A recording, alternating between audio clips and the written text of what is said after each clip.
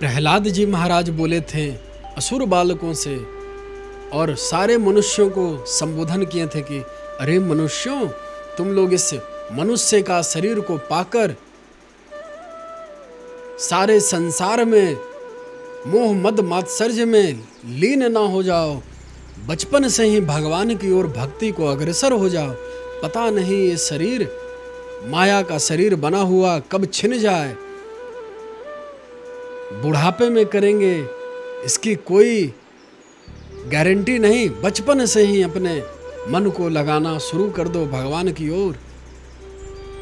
अरे मनुष्य तो मनुष्य, भगवान स्वयं भगवान ये लीला करते हैं कि हमको पृथ्वी लोक पे 11,000 वर्ष के लिए जाना है, 125 वर्ष के लिए पृथ्वी लोक में जाना है।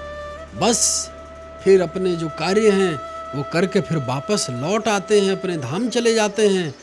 कहने का मतलब वो भी अपने शरीर की लीला को पूरी करने का नाटक करते हैं, शरीर को छोड़ने का दृश्य, अपने धाम को गमन करने का लीला करते हैं, लीला रचते हैं।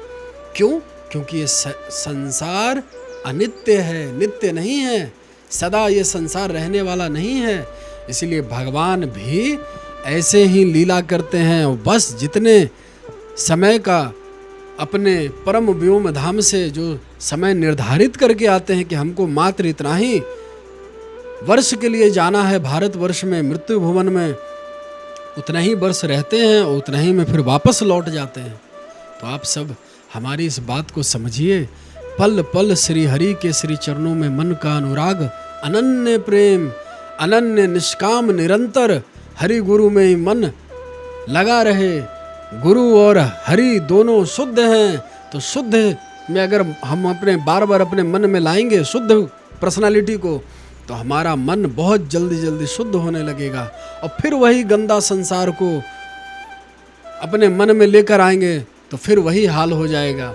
कभी शुद्ध हुआ फिर अशुद्ध हुआ, फिर थोड़ा शुद्ध हुआ फिर अशुद्ध हुआ। ऐसे करते करते तो अनंत जन्म बीत गए। केवल शुद्ध शुद्ध करना है हमको, अशुद्ध नहीं करना है। केवल कोई सफ़ेद वस्त्र पहना हो तो उसे बहुत, उसमें अगर मैल हो तो उसे केवल शुद्ध जल से, शुद्ध पानी से निरंतर धोएगा लगातार, तब जाके उसका गंदगी धुलेगा। और अगर एक बार उसने उस सफ़ेद वस्त्र को धोया और फिर उसे गंदे नाले में डाला, फिर उसे सफ़ेद पानी में धोया, तो ये तो ऐसे ही होता रहेगा, वो कभी शुद्ध नहीं हो पाएगा। तो आप सब इस बात को समझें और नित्य प्रभु का स्मरण करने में मन को लगाएं। भगवान का जो भी नाम आपको प्रिय लगता हो, उस नाम में ही अपने मन को एकत्व कर दें, विश्वास पैदा कर लें किसी भी प्रकार से, और भगवान से एक संबंध बना लें। 4 संबंध में से किसी संबंध को पकड़ लें, वात्सल्य पकड़ें, साख्य प्रेम पकड़ें, माधुर्य रूप में पकड़ें, या फिर एक मेरे बताने से गुरु रूप में पकड़ लें। लेकिन गुरु रूप में भगवान को इसलिए अभी धारण नहीं कर सकते कि गुरु साक्षात होना चाहिए, ताकि वो हमें समझा बुझा सके, हमारे अज्ञान को दूर कर दे। अज्ञान व्यान विध्वंस, गुरु का कार्य है अज्ञान का विध्वंस कर दे। जो गुरु अपने शिष्य के अज्ञान का दमन न कर पा रहा हो, उसका हरण नहीं कर पा रहा हो, ऐसे गुरु सामर्थ्यवान नहीं हैं। उन्हें शिष्य की भी यह जिम्मेवारी है कि दिव्य महापुरुष के शरण में जाए, तब जाकर दिव्य प्रभु का अनुभव, आनंद, उनका आलिंगन, उनका समक्ष दर्शन मिल पाएगा। यही हमारा आप लोगों से प्रार्थना है कि अपने मन को निरंतर हरि गुरु में लगा कर रखें और अनन्य भाव से, निरंतर निष्काम भाव से उनसे प्रेम करें और सेवा करें। राधे राधे।